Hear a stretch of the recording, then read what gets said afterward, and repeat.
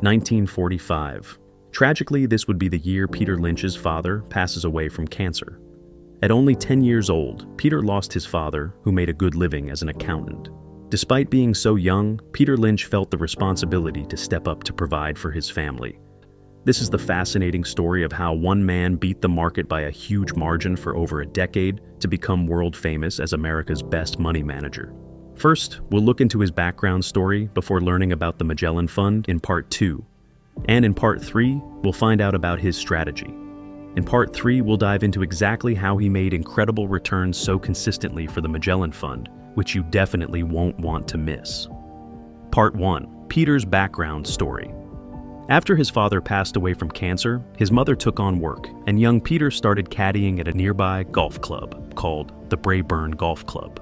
But it wasn't any normal job. In fact, it turned out to be far more valuable than anyone could have guessed.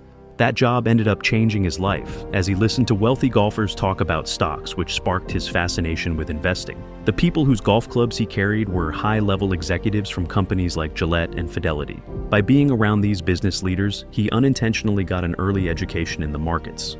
After developing an interest in stocks, he went to Boston College and graduated in finance. The following year, he landed a summer position at Fidelity, where one of his early stock picks was an air freight business, Flying Tiger. He profited from his early stock pick, which earned him enough to pay for most of his graduate school fees. Soon after, by 1968, he completed an MBA from Wharton and got married. Peter Lynch would then go on to join Fidelity as an analyst, focusing on metals. That was the beginning of a remarkable journey. Part 2. How Fidelity's Magellan Fund started. Fidelity started in 1930 as a small fund and rose into a giant driven by the vision of Ned Johnson. Johnson became well known for opening up investing to the broader public. In the 1970s, he made it easier for regular people to access high-yielding assets. And when rates eventually dropped, he helped introduce a powerful alternative, which was stock market investing through mutual funds. Fidelity played a central role in bringing average Americans into the market, particularly during the dot-com boom, and remains a key player in retirement investing today. Johnson was a pioneer, and at the center was Peter Lynch. His remarkable run at Magellan didn't just build Fidelity's reputation, it made investing feel achievable for everyday people. 1977.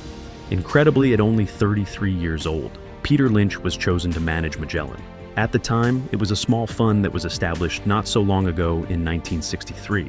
Lynch became famous for turning Fidelity's Magellan Fund into one of the most successful mutual funds ever.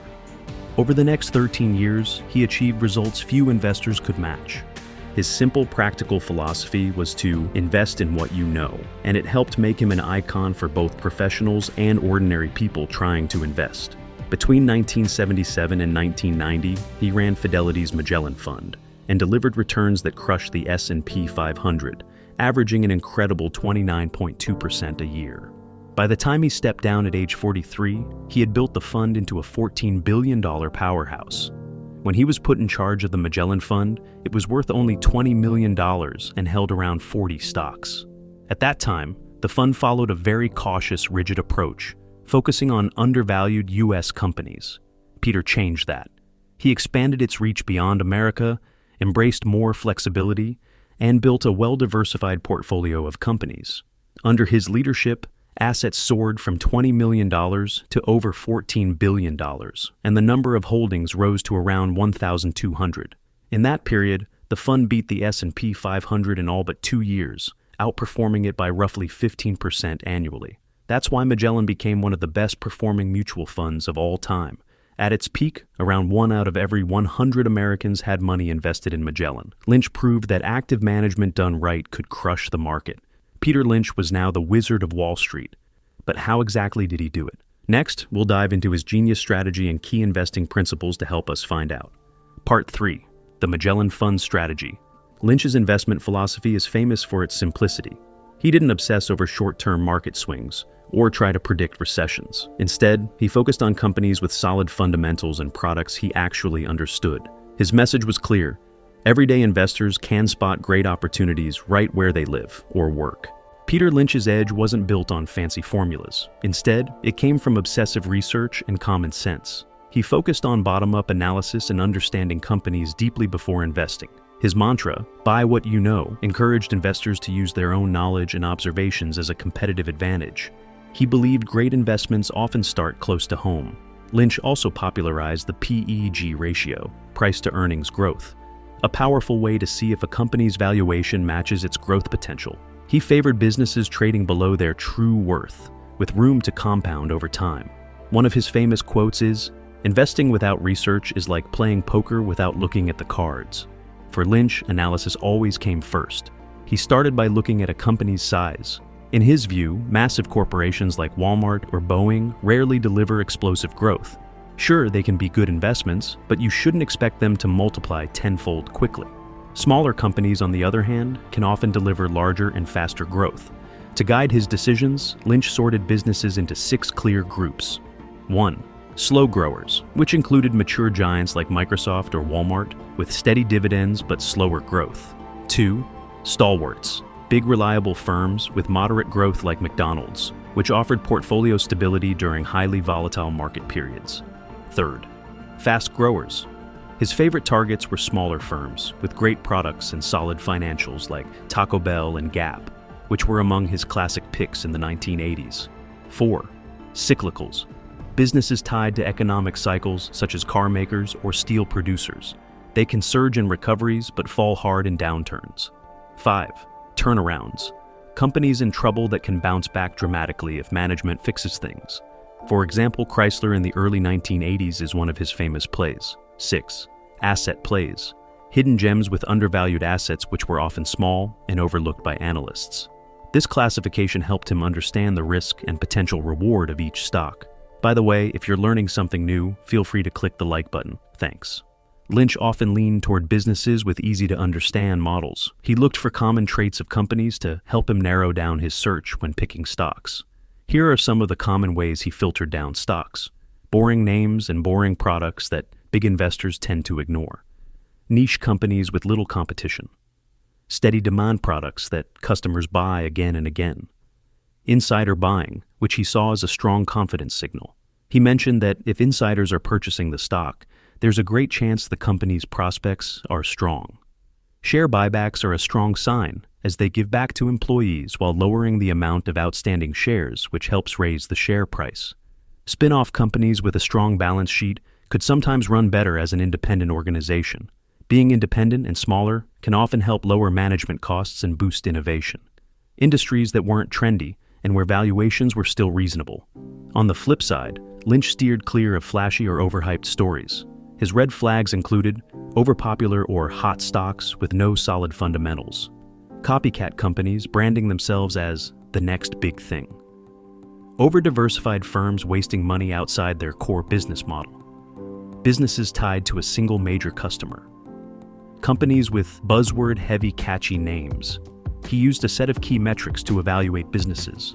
As investors, we shouldn't overlook the key ratios and metrics he used. Here are the most important ones he looked at. PE ratio, to gauge the stock price compared to earnings. It helps understand if a company is overpriced or underpriced. PEG ratio. This ratio takes the PE ratio a step further by accounting for the average annual growth rate. Essentially, it helps compare price to growth. He liked the PEG to be under 1. Revenue breakdown to see where sales come from and how diversified they are. Cash levels and debt. Healthy liquidity and limited borrowing were crucial. Dividend policy. He favored companies reinvesting profits over paying high dividends. Free cash flow. A 10% cash flow yield was his minimum baseline. Inventory trends. Rising inventory without matching sales often signaled trouble. Earnings growth rate. This was his favorite metric. Lynch claimed a company growing earnings 20% annually, with a PE at 20 was far better than a 10% grower with a much lower PE ratio at 10. Lynch's method is straightforward but powerful. He starts with familiar companies, analyzes their business models, competition, and growth runway, and looks for undervalued opportunities. Next, we'll look at how Peter Lynch diversified the Magellan portfolio. He likes diversifying a lot more than other popular investors such as Warren Buffett. Growth stocks typically made up around 30 to 40% of Magellan's assets. He allocated 10 to 20% to steady, well-established companies, another 10 to 20% to cyclicals, and the rest to turnaround plays. On top of that, about 1% of the fund was invested in hundreds of tiny positions, which could be potential future stars. He monitored each holding closely while adjusting positions when fundamentals changed. Lynch wasn't trying to time the market on a frequent basis. Instead, he stayed fully invested for the long term and rebalanced the portfolio as needed. Sell decisions were driven by fundamentals, not emotions. If a stalwart company suddenly jumped 40% with no real business improvement, he would trim or sell the position. Or if a high-quality company's price dropped while its fundamentals stayed intact, he would typically buy more. His rule on selling was simple. Price moves don't dictate decisions. Business performance does. Even legends have regrets. In 2023, Lynch admitted he wished he'd bought Apple early on, and more recently he missed out on Nvidia's growth, but his overall success is incredible. His popular books such as One Up on Wall Street, Beating the Street, and Learn to Earn taught millions how to invest with confidence. These bestsellers focus on spotting opportunities, reading financial statements, and developing a long-term mindset. In 1988, Peter and his wife Carolyn launched the Lynch Foundation supporting education, healthcare, cultural preservation, and Catholic initiatives. They donated $10 million to Boston College, marking their largest gift ever, which led the school to name its education program after them. Their generosity didn't stop there. Today, Peter Lynch serves as Fidelity's vice chairman. Though retired from active fund management, he remains deeply involved in philanthropy, continuing the mission he and his late wife began. Peter Lynch's approach helped make Magellan one of the greatest mutual funds of its time. He didn't try to predict the future of the economy. Instead, he focused on simple businesses with real growth potential. But what made him famous wasn't just his results, it was his philosophy. If you want to dive deep into his thinking and philosophy, his book, One Up on Wall Street from 1989, is highly recommended. Lynch is a major promoter of the PEG ratio, which helped him achieve incredible market-beating returns. A true market wizard. I make videos about popular financial stories, so you can learn from the best investors and traders. If you enjoyed the video, feel free to check out more stories here. Also consider clicking the like button and subscribe because you won't want to miss out on my upcoming videos. Thanks.